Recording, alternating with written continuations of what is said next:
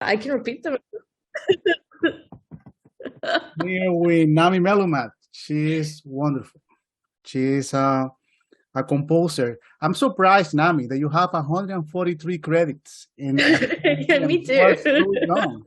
This is impressive. I don't sleep. And my cat is really happy about it because he gets to have me home all the time and working in my studio. It took a while to convince him to he likes the studio. But yeah, it's just I've been working a lot. Like I'm from Israel, and I've been working over there. I'll go to school, and when I moved here and went to school, right after that, I continued to work like basically on everything that I could score. Like I wanted to experiment with different styles and different instruments, different ideas. So just not just orchestral stuff, but also like jazz and like a little more like guitars and stuff. I play guitar, and so yeah, so slowly over the years, I guess that comes to a lot of credits, but How many you know instruments do you play? I play a few. I started on piano, and then I moved to flute and guitar. I mean, I still play those instruments. And I play a little bit of clarinet. I'm trying to learn, been trying to learn for a while now, and it's a process. To me, it's curious how a person get involved making music to movies. Because I Yeah. only love music. But how do you Yeah. get involved to do music for a movie or for a Um, show? yeah, there's two aspects to this. There's the concept question, which is like, how do you make your music, let's say, less important in the favor of dialogue, in favor of story? Because it's not concert and it's not like songwriting where your music is taking the stage; it takes the first place. And so when you're doing a film, you kind of have to take into consideration that like there's all these other arts that come in together to create something more meaningful. So there's the direction, there's the acting, there's the writing, there's cinematography, there's sound, there's editing, like all of these, and there's a million other things like makeup and costume design, like art department, whatnot. And your music is just one more piece in the puzzle. Yeah. So, I mean, I find it really exciting because then I get to collaborate. Like we're all a big team that tries to get something done. But also, I have to understand that like the director or like say the showrunners, they have been working on this piece for 2 years. And then I come in and I can make a lot of changes in how the story is perceived and how a scene is working or not working.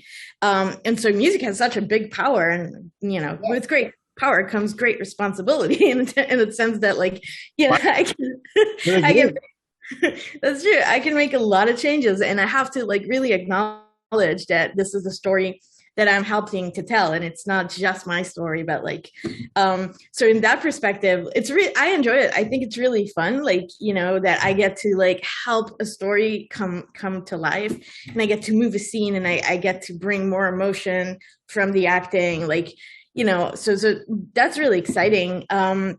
And from a career perspective, if you want to work on movies, you got to get started somewhere. So I started with student films, which then, a lot of that was like really like 1 minute animations that my friends were doing for an animation school. And then, 2 minutes and 3 minutes. And then, a final thesis film were like 15 minutes. And then it became like, longer stuff like documentaries and web series, and then independent features. And then ultimately, once you've built your credibility and the studios are like, oh, who's that girl? She's good. Let's hire her. And that's, but you gotta have, enough credibility so that they can be like, oh, okay, let's give her a shot.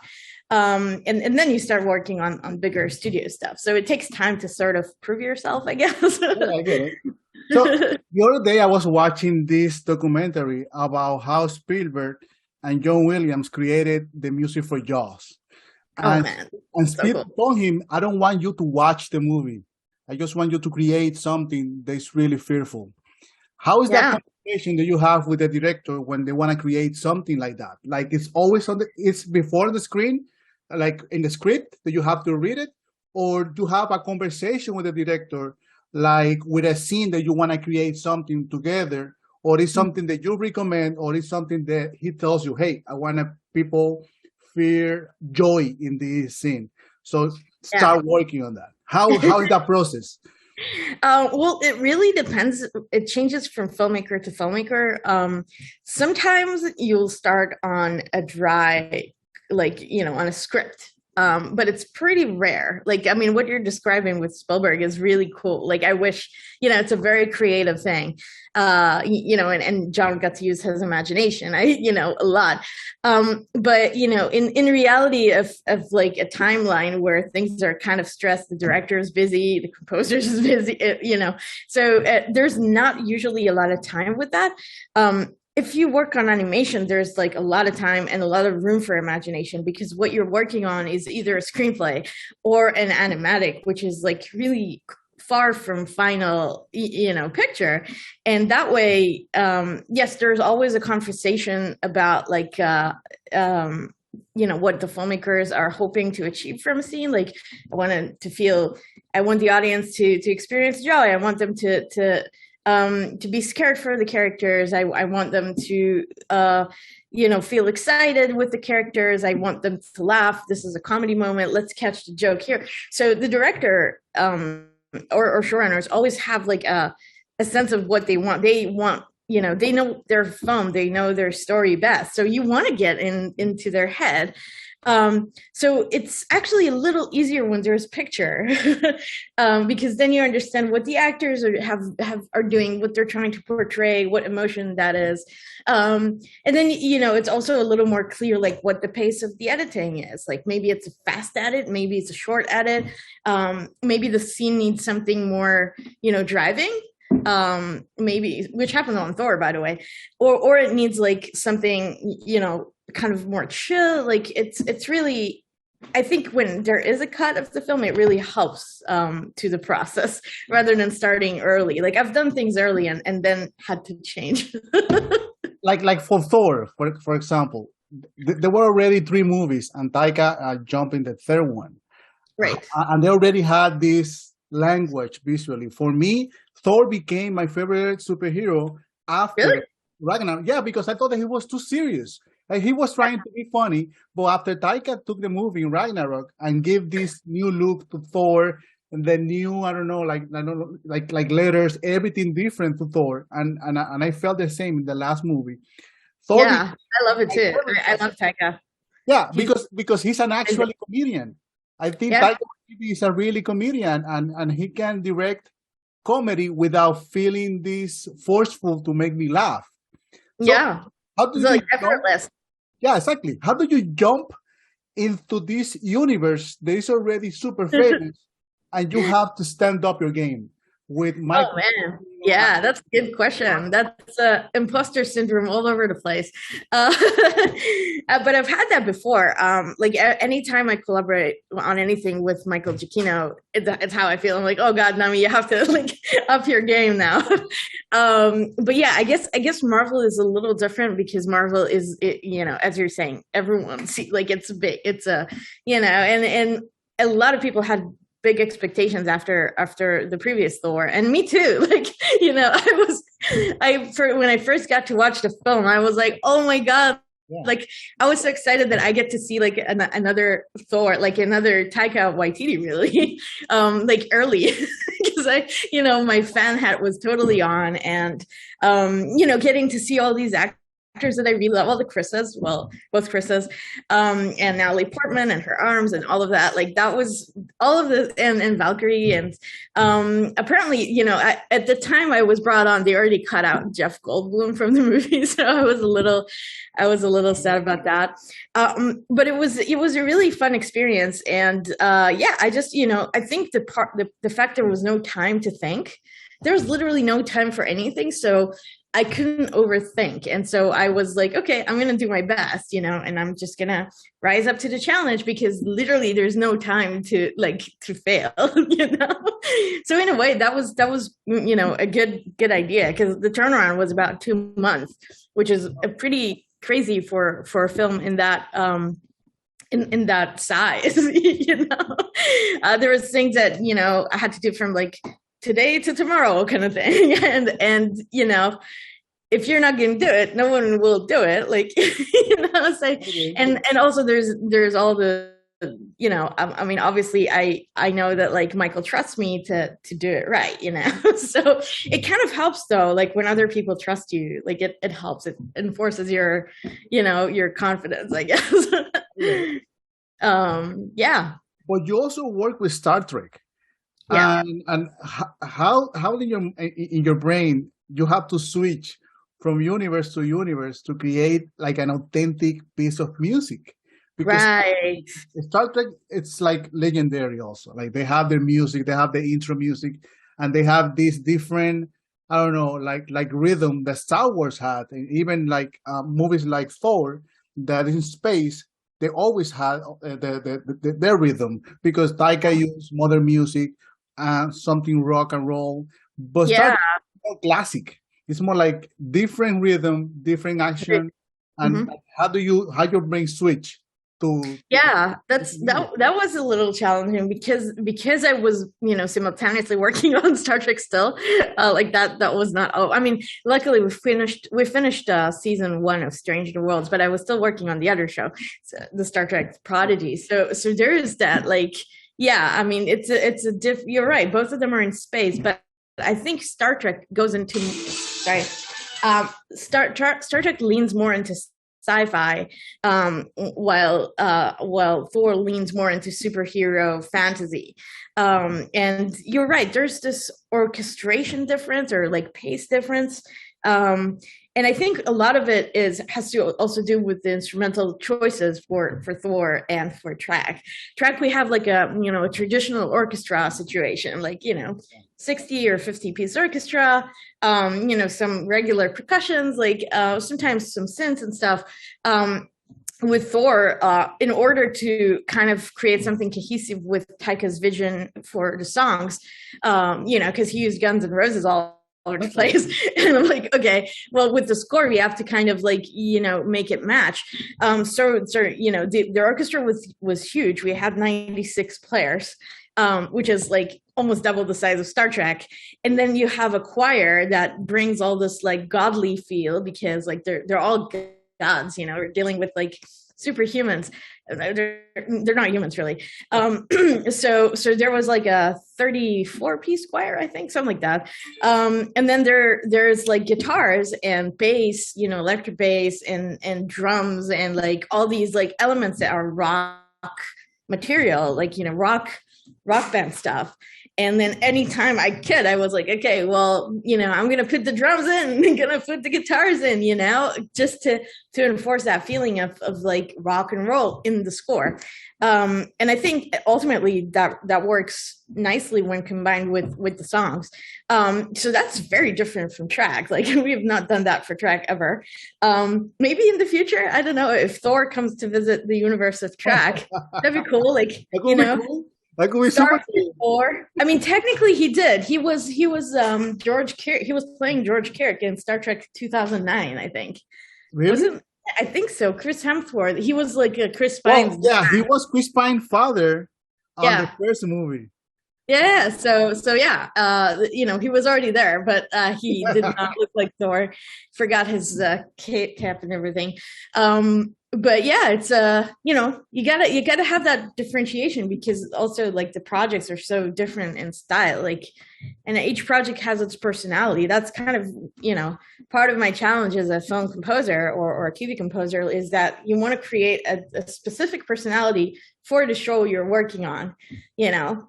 I've had that challenge before. Like, I mean, I did the, like earlier this year, I worked on The Woman in the House Across the Street from the Girl in the Window, the Netflix thing. And then they didn't, you know, it was not an orchestral piece. It was, you know, thriller, dark, comedy, parody, like all these stuff. non-orchestral. So we used synths and percussions, guitars, flutes. Like it had its color palette that fit that story, you know? So every project you work on has to have its specific color, let's say. Yeah. So you went recently, you were mentioning to Comic-Con. You saw how serious is Comic-Con, even is in the world of superheroes. Like actually many people, and I can say including me, we love their environment. And this was your first time. Yeah. How was that first experience when you saw all these people and cosplays and really taking serious all of this? Oh my God. Well, first of all, I cosplay a lot here in the studio. So I have a Rey costume that I sometimes put on, like Rey from Star Wars. Who's your favorite to cosplay? Actually, I think my favorite, I mean, this is silly, but I think Captain Pike from Strange New Worlds. Yeah. But I really enjoy the Rey costume too. I don't make my own, so it's like, you know, I get stuff. So yeah, I mean, you know, I guess my biggest fandom is still Star Trek, and the next one is Star Wars. I love Marvel too, and yeah, it was amazing to see, like, you know, the size of what people go and do, and I wish I could enjoy it more, but I had to go back to work literally the next day, so I didn't, you know, I didn't even get to go to the main floor. I did go to the Thor party though. It was fun. It was fun. Yeah, it was really fun. Like all of it was amazing. I can't wait to go back. Like I really hope that next July I can, you know, clear out some time and go. Because yeah, you know, it's like a nerd fest, and I'm like a full-time nerd. That's my, you know, that's why I feel very, you know, I felt very belonged, you know. One of the cool things that Marvel is doing, it's representation and inclusion. Now we saw in the new Wakanda Forever, in Black Panther 2, that we're gonna have Mexicans, we're gonna have Latinos, we're gonna have they go back to Africa and this fictional, powerful, you know, country. How do you feel at you also being an immigrant, because you're from Israel and now you're working in the industry? Do you think it's been a huge change, that now the inclusion and many people from other countries and other places put ideas inside the industry? Yeah, one second, I'm gonna shut this down. Yeah, I feel like I feel the the inclusion and diversity is kind of like is in favor of Marvel, to be honest. Like, you know, there has been a lot of talk about this in the past years, like, because if you look at the history of Hollywood, it's like very male dominated for 100 years or so. It was like a white boys club, really. Even what you do was dominated by men for many years. It's still dominated by men, though. Exactly, we have to be clear about that one. Oh no, I'm sure. It's still super dominated by guys, especially the composing world. Like, it's still, you know, every year, like, you know, percentages come out and you're like, okay, between 2 to 3% of the highest grossing films are scored by women. Yeah. And like, that is not a good percentage yet. And that's even with all the, you know, incentives, with all the programs, with all the mentorship, with all the, you know, the studios trying. So there's still a long way to go. I think in television, things are looking better.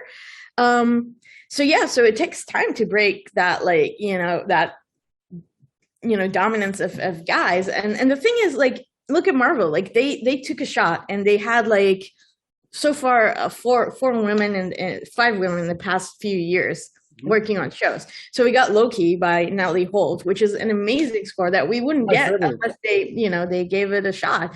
Laura Cartman did Miss Marvel, and I think that's like one of the best scores of Marvel ever. Like, it's so good, it's so colorful, and like she caught the whole Pakistani thing. Like, it really sounds great. Like, and it's so just listening to the theme is just, you know, it's so beautiful, and you're like, look at what this diversity is bringing.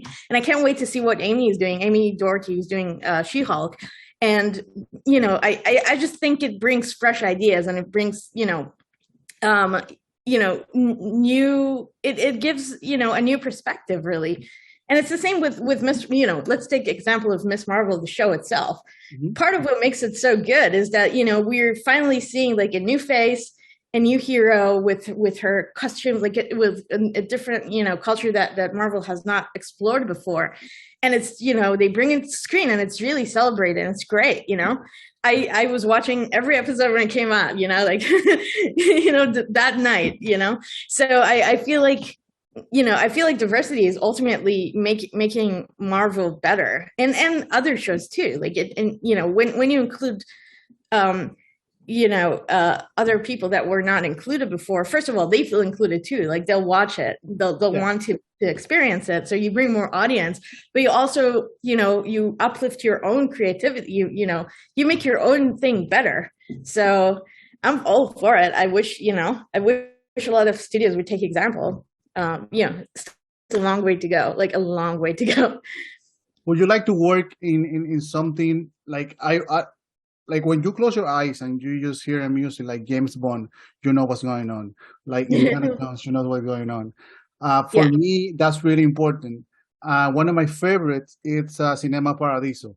Every time that I want to change my mood, I just go back and put this music. Who are your biggest influence at the time to create music? Yeah. In general, or basically for music, for film. Sorry, for film. On film. Yeah. Well, the biggest influence would be the story and the characters, right?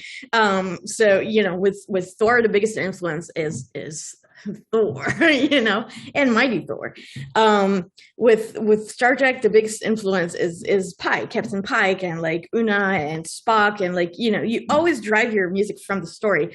But when it comes to like references, so it, you know, other music that has been written before, then, you know, when I work on Star Trek, obviously I have to take into consideration all the history of Star Trek, all the musical history. So there have been like amazing composers that came before me, and I grew up on their music too, like Jerry Goldsmith, Michael Giacchino, Alexander Courage, James Horner. Like you have all these huge names, and these are movies that not just movies, also the shows. Dennis McCarthy too. He worked on Voyager and DS9.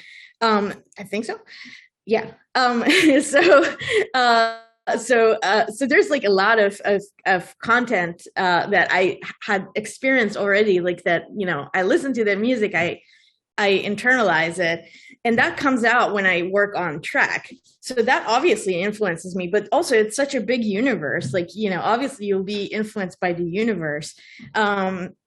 And then there's the being influenced by the directors or producers, let's say, that sometimes they'll share like at least a playlist on Spotify or something, that they, you know, they were listening to this when they worked on their vision for the story, or when they worked on script or whatever. And so sometimes I get like all these references. I'm like, oh, this is such a cool Hans Zimmer cue, or like, you know, Joe Trapanese, like all these like really cool. Like I remember when I started on Prodigy, Star Trek Prodigy, there was Ender's Game in that playlist. I'm like, this is such a great score, and, you know, I really enjoy it. So sometimes I get exposed to new things. And then my big influences, you know, growing up is, you know, John Williams, and Dudley. There's also Rachel Portman a little bit, Michael Giacchino, Tom Newman, who else? James Newton Howard. Like I like the big orchestral stuff. Alexander Desplat, and then literally all the classical music, like Tchaikovsky, Rachmaninoff, Prokofiev, Beethoven. Many of my friends will always go into discussions, and I remember I had a radio show many years ago. We went on almost a physical fight, deciding who's better, John Williams or Ennio Morricone. I feel like John Williams is the better one. Why? I mean, it's really sad to say it. Like I love Morricone. Like I still play his stuff, like, you know, on piano, and like, I mean, Cinema Paradiso is like, one of my favorites. And then my favorite score of his is actually Once Upon a Time in America. Do you know it? Of course, I love the movie. Yeah, so the Bora's theme, the theme for the girl, is just so heart-wrenching. It's beautiful. But I feel in terms of versatility, maybe Williams has done a little more variety of things. But then I don't know. They're both those. You know what? I'm not sure. I'm actually not sure. Now I don't know. Actually, yeah. I mean, I was. My defendant, it was John Williams, and I basically, because he has more influence on the popular culture. Like he has created more music that is more emblematic to films. I'm not saying the Morricone doesn't have any value, but for me, every time that you close your eyes and you see and you listen Indiana Jones and you listen Star Wars and you listen E.T. and then like all Yeah. this music together, it just create a story. And to me, Yeah. that's super important at the moment they watch some. That's why movies are so powerful, because it's a combination of what you see with what you listen. And even with movies like E.T. or even Indiana Jones, they have like this emblematic partiture. You just understand where the character come from. Also, of course, when you work with directors like Spielberg, that you have this facility of creating a name. But also, you have, like I told you, you have to step up on your game. And Williams has been in the business for like 60 years, creating new music. And you can differentiate when you see Star Wars: A New Hope, when you see The Empire Strikes Back, when you see The Return of the Jedi. There's the same universe, but they have special music.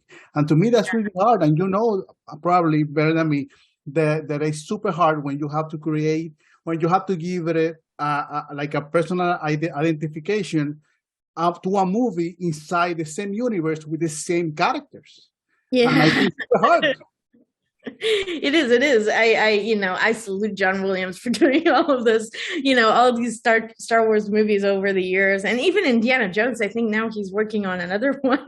So, but that guy is such, as you're saying, he's a genius, and he influenced so many composers and industry people in general, like, directors, editors, like everyone is a big fan. And I feel like he shaped a lot of what film music should be. So, he's the master. If he cannot do it, then no one can, really. And I think he did develop new themes and the theme for Rey is it's gorgeous, it's beautiful, and it's inspired from the character, and it still feels cohesive to the universe. But that's a great example to how the movie you're working on is shaping your choices, while you're still, you can't ignore the history of Star Wars. And it's also interesting to note, the use of themes, like the use of the theme of the Force, the use of other themes. Same for Mandalorian, for example. You watch season 2? Of course. Yeah. So they delayed using the theme of the Force until the very end. Oh my God, that was such a beautiful moment. Like, really felt like we're going back in time. Like, when Luke show up in scenes, that you feel that something's going on, and because and it's also because of the music, because you've been waiting for this music for like two seasons now, and then there's such a huge payoff. So I feel like when you're working on shows and films in the same universe, you kind of want to be mindful of your use of thematic material that's older, because you have to pick the right moment where it's the most meaningful and it's the most so it's earned, so it's not just fan service, but it's earned, and it's like the characters have gone through something, and now you get the theme, and it's just it takes your, it's just so amazing. That's the power of music, really. And I feel like John Williams really knows how to do that too. So I trust his choices a lot. So yeah. Besides, I wonder if he tells himself I have to up my game for this one. Besides of working with Star Trek now, are you working in something different for movies that you can mention? I'm working on another movie that I can talk about it. It's actually a romantic comedy, so I'm looking forward to that, because it's such an opposite from Thor, because Thor is this romantic comedy in space kind of thing. Yeah. But it's so massive and big, and this one is we don't use orchestra. It's more of a teenage high school scenario. So it's cute, and I'm like, I'm kind of glad that, it's something a little smaller scale. I mean, it's still a fun story. But it's like, it's not that big of a, and I'm like, this is nice, like a little less, pressure. There's still pressure, but it's a little less. So I'm grateful for that. And then there's upcoming things I can't yet talk about, but I'm really excited about that.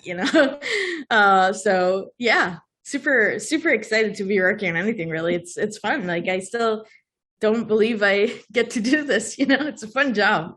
And you have access to these scripts before everyone has, and you can see, like you mentioned, that you have to see some clips before everyone. Well, not always. Like, sometimes I will have scripts. Like, oftentimes I'll be recruited at the point where they already have a cut, so I'm like, just watching the film. But yeah, part of it is really fun. Like, I really enjoy being able to see stuff, like, and knowing like what's gonna happen, even if I don't have to. Like, like, for example, if they send out episode 7 of the show I'm working on, I'll watch it, even though I'm now working on episode 3. But I'll watch it. I want to know what's going on. So you have to create a different music for every episode. Like, you can't repeat anything. I mean, you can repeat character themes. You can repeat, like, do variations of stuff. And that's actually very helpful. First, because it will make your process easier and faster and more efficient. And the other reason is that it will make the show feel more cohesive, and the music will be identified with that character. But you don't want to repeat yourself exactly, because that's that's not great. There's always development. No frame is the same as the previous frame, right? Like, so you kind of want to match that. To me, I mean, obviously, sometimes it is good, though. Like, repetition is generally a good thing. To me, the work that you do, the work that your peers do, it's super important and super hard. I do believe that, and I'm really impressed by that you guys do. And I wanna say thank you for your time. This is such a pleasure. I love talking about movies. I can do this all day, and I really appreciate your time. And I'm just looking forward to see what you have next. Wow, thank you. Yeah, this was really fun, and thank you. This is great questions. And some of them are like, I don't know if Morricone, I'm gonna think about it, whether Morricone or John Williams. We can have a part 2 when you get it done, because my friends and we still argue. I'm telling you, these people get it personal. They went personal. It's just a matter of taste. I'm not saying the Morricone wasn't bad. I'm just saying that for me, because they love, like, I love Western. The bad, the ugly, and the good, the bad, and the ugly is my favorite Western. And he made that movie. Like, he worked a lot with Sergio Leone, and together they create a brand for something that was already American, because Western is basically created from United States. But Sergio Leone gave it another way of telling story, and I think that has to do a lot with Morricone music and those first frames of people, the eyes and everything. Mm-hmm. Yeah, that's now art. I'll watch it again. That's art. Like, you create something new, or from something that you already have an inspiration. You create something. That's what you do. That's what you have to create. New music from already a universe. It's like making music from James Bond. You already have a theme from James Bond. So how do you have to create something new for this movie, basing yourself in something that's already there for almost 40 years? Yeah, that's a good question. I mean, I get to, you try. You try, you renew it, you do, different stuff, different harmonies, different orchestration, different, pacing. Like, there's a lot you can do with a theme. I mean, as we know. When you have James Bond, we have seen that they have tried to include rock and roll, heavy metal, pop. Like, it's so rich. I think that's why music, it's so broad and so rich that you can create something from it. For sure. All right. To be continued.